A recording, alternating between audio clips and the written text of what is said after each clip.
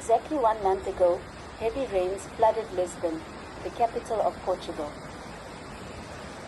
And already this Saturday morning, the city of Porto suffered from bad weather. About 30 minutes of rain was enough for the city center to be completely flooded.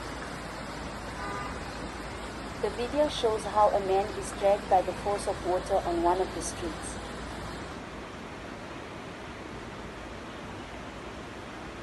São Bento metro station was completely flooded and was closed shortly after 4 p.m. Later, the metro service resumed.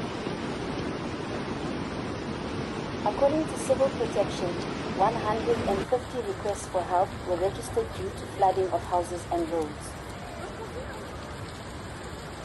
There were no reports of casualties.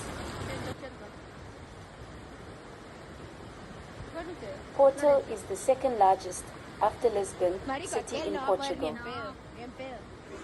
It is the center of a large urban agglomeration of Greater Porto with a population of 2.1 million people.